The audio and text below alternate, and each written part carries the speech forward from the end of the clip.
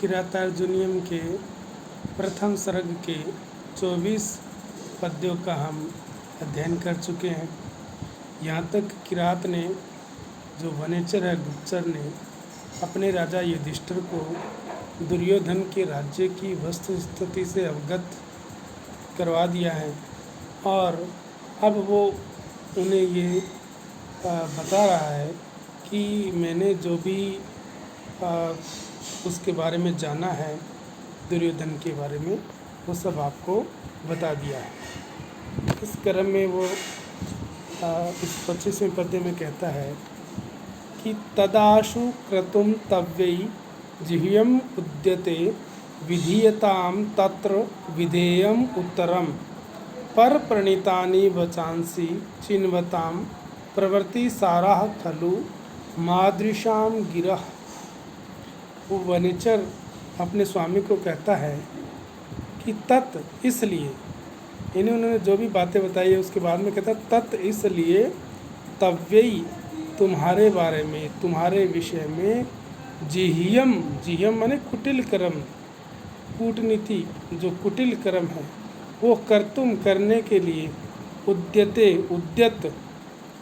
तत्र उस पर अर्थात उस दुर्योधन के बारे में, विधेयम जो भी करने योग्य है या जो भी करणीय है, उसका उत्तरम यानी उसका प्रतिकार आशु शीघ्र ही विधेयताम कीजिए। पर प्रणीतानि दूसरों के द्वारा कही गई वचांसी बातों को, वचनों को, चिन्वंताम इकट्ठा करने वाले, चुन करके संग्रह करने वाले, मादृशाम मेरे जैसों की, मेरे जैसों का मतलब मेरे जैसे गुप्तचरों की, मेरे जैसे गुप्तचरों की गिरह वाणी प्रवृत्ति सारा, प्रवृत्ति सार अर्थात सूचना संग्रह मात्र है, कि मैं तो केवल सूचनाओं का संग्रह मात्र है मेरे वचन। तो अपने स्वामी को वो आगाह करना चाहता है, किंतु जो वनेचर है,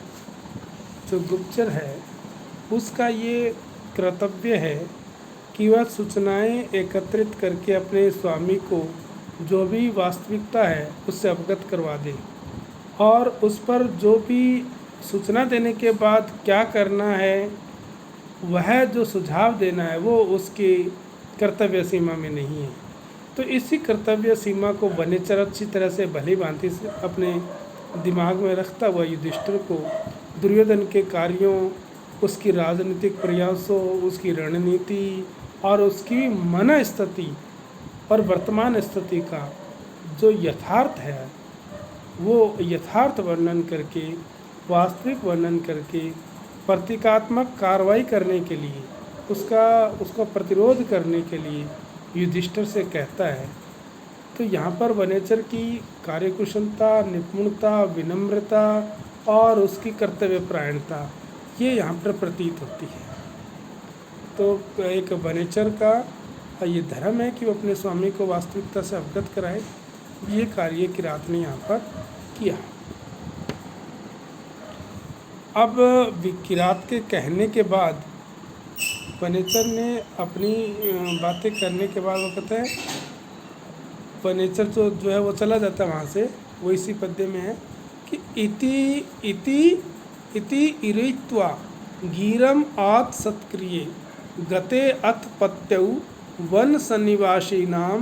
प्रविश्य कृष्णा सदनम महीभुजा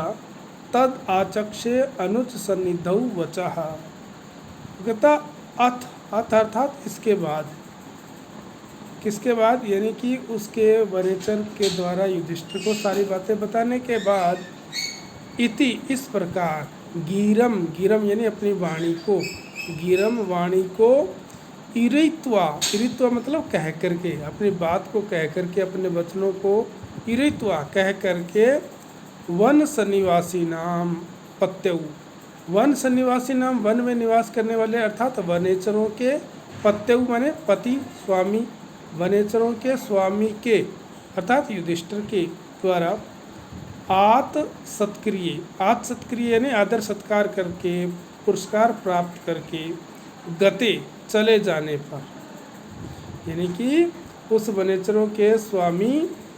जो किरात था, उस किरात के अक्षतक्रिय पुरस्कार प्राप्त करके गते चले जाने पर महीभुजा यानी राजा अर्थात राजा युधिष्ठिर कृष्णा सदनम, कृष्णा द्रौपदी का नाम है, कृष्णा सदनम द्रौपदी के भवन में, द्रौपदी के भवन की ओर या द्रौपदी के भवन में प्रवेश करके अनुज सन्निधौ, अनुज यानी छोटे भाइयों के, सन्निधौ माने समक्ष, मेरे छोटे भाइयों के पास उनके समक्ष तद वचा चक्ष, तद वचा उन वचनों को अर्थात जो वनेचर ने बताया था, जो किरात ने बताया था, तद वचा उन वचनों को आचक्षे कहने लगा। यानी कि यहाँ पर किरात के द्वारा जो भी बातें बताई गई उनके बाद में वो किरात को, वनेचर को पुरस्कार वगैरह दे करके और उसके वहाँ से चले जाने के बाद वो मंत्रणा करने के लिए, क्योंकि एक श्रेष्ठ राजा का ये दायित्व है कि वो किसी भी राजा पर, अपने प्रतिद्वंदी पर या शत्रु पर आक्रमण करने से पूर्व उसकी जो रणनीति है, उसकी जो योजना है या उसकी जो वर्तमान में जो स्थिति है और उस सब का भली मानते उसे परिचित होना चाहिए, उसकी शक्ति का उन्हें भान होना चाहिए और ये सब कार्य वो अपने गुप्तचरों के द्वारा जानकारी लेकर के फिर यदि आक्रमण करता है तो वो प्रभावी होता है और उसमें विजय प्राप्त करता है। यही कार्य यहाँ पर युधिष्ठिर ने किया है। वनेचर के द्वारा सारी सूचनाएं मंगवा करके अब अपने अनुजों से और अपनी पत्नी द्रौपदी से वो यहाँ पर मंत्रणा कर रहे हैं। आगे की जो रणनीति है वो बनाने के लिए वो द्रौपदी के भवन की ओर चले गए हैं और जाकर के उनको ये गुप्तचर वाली बात बताने लगे। अब जब वो उनको बातें बताते हैं तो उसके बाद क्या परिणाम होता है वो इस पद्य में, निशम्य सिद्धिम द्विस्ताम अपाकृति ततस्तस्या विनियंतुम अक्षमा नृपस्य मन्यु व्यवसाय उद्दीपनी, व्यवसाय दीपिनी रुद्र अजहार द्रुपदात्मजा गिरह। ततः उसके बाद, किसके बाद, युधिष्ठिर के द्वारा वनेचर ने जो बातें बताई वो सारी द्रौपदी और अनुजों को बताने के बाद द्रुपद आत्मजा, राजा द्रुपद की आत्मजा माने पुत्री अर्थात द्रौपदी, द्रौपदी ने द्विस्ताम सिद्धिम, द्विष यानी द्वेष करने वाले अर्थात शत्रु, द्विस्ताम शत्रुओं की, सिद्धिम सिद्धि अर्थात सफलता, सिद्धि द्विस्ताम सिद्धि शत्रुओं की सफलता, उनकी शत्रुओं की समृद्धि या शत्रुओं की खुशहाली को निशम्य सुन करके, उन्होंने बताया कि दुर्योधन का अच्छा प्रशासन चल रहा है, ये इस प्रकार शत्रु की समृद्धि को निशम्य सुन करके ततस्त्या यानी वहाँ से अर्थात उस शत्रु की ओर से आई हुई अपाकृति अपमानों को, शत्रु की ओर से आई हुई अपाकृति अपमानों को विनियंतुम सहन करने के लिए अक्षमा असमर्थ, शत्रुओं के वहाँ से आए हुए अपमान को सहन करने के लिए अक्षमा असमर्थ, वो जो द्रौपदी है वो शत्रु के अपमान को नहीं सहन कर रही है, असमर्थ नृपस्य राजा के अर्थात राजा युधिष्ठिर के, मन्यु यानी क्रोध और व्यवसाय और उद्योग को, क्रोध और उद्योग यानी कि शत्रुओं के प्रति प्रतिकार के लिए जो उद्योग करना चाहिए, जो परिश्रम करना चाहिए, वो मन्यु क्रोध व्यवसाय और उद्योग, उसको दीपिनी, उद्दीपनी यानी उस क्रोध को बढ़ाने वाले, दीप्त करने वाले, उस क्रोध और उद्योग को बढ़ाने वाले गिरह वचनों को उदा जहार उगला अर्थात उन वचनों को कहा। तो यहाँ पर शत्रु की, दुर्योधन की समृद्धि, उसका सुशासन और इन सब वहाँ की खुशहाली, वहाँ के किसानों की अच्छी स्थिति और प्रजा के प्रति उसका जो लोकप्रियता है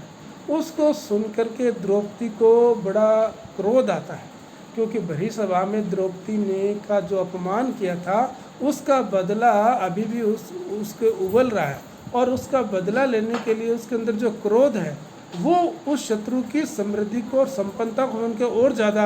जो है वो बाहर आया और वो अपने पति राजा युधिष्ठिर को उसके क्रोध और उद्योग को शत्रु के प्रति चुपचाप न रह के बल्कि बदला लेने के लिए जो उद्योग करना चाहिए उसको बढ़ाने वाली वाणी में कहने लगी।